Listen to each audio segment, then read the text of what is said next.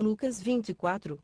Mas já no primeiro dia da semana, bem de madrugada, foram elas ao sepulcro, levando as especiarias que tinham preparado.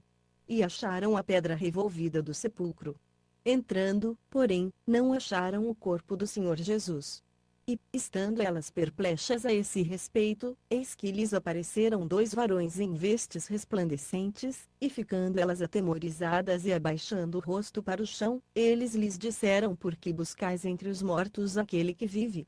Ele não está aqui, mas ressurgiu. Lembrai-vos de como vos falou, estando ainda na Galileia, dizendo: importa que o Filho do Homem seja entregue nas mãos de homens pecadores, e seja crucificado, e ao terceiro dia ressurja. Lembraram-se, então, das suas palavras, e, voltando do sepulcro, anunciaram todas estas coisas aos 11 e a todos os demais. E eram Maria Madalena, e Joana, e Maria, mãe de Tiago, também as outras que estavam com elas relataram estas coisas aos apóstolos. E pareceram-lhes como um delírio as palavras das mulheres e não lhes deram crédito.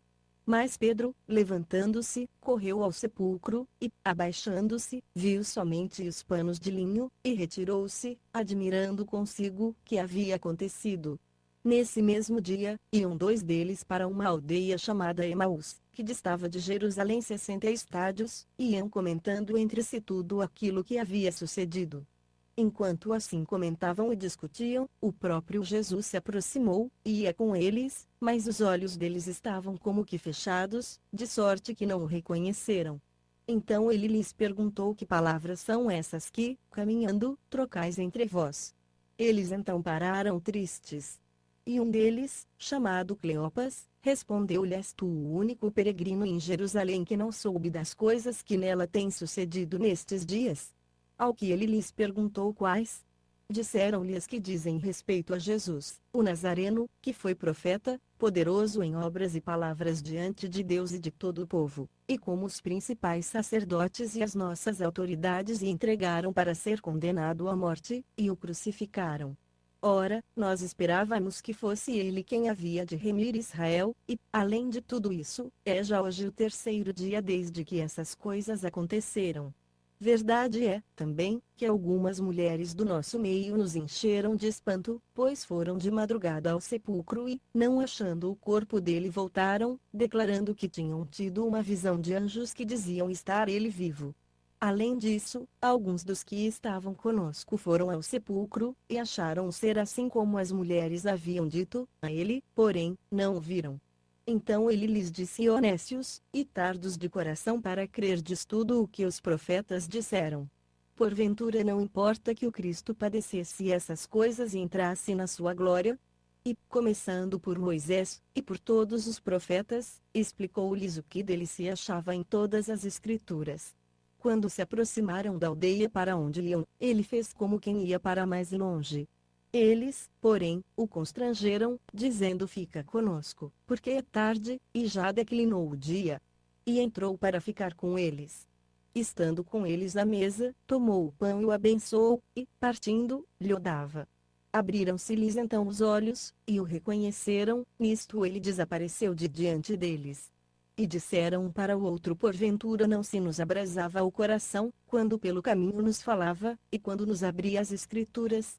E na mesma hora levantaram-se e voltaram para Jerusalém, e encontraram reunidos os 11 e os que estavam com eles, os quais diziam: realmente o Senhor ressurgiu, e apareceu a Simão.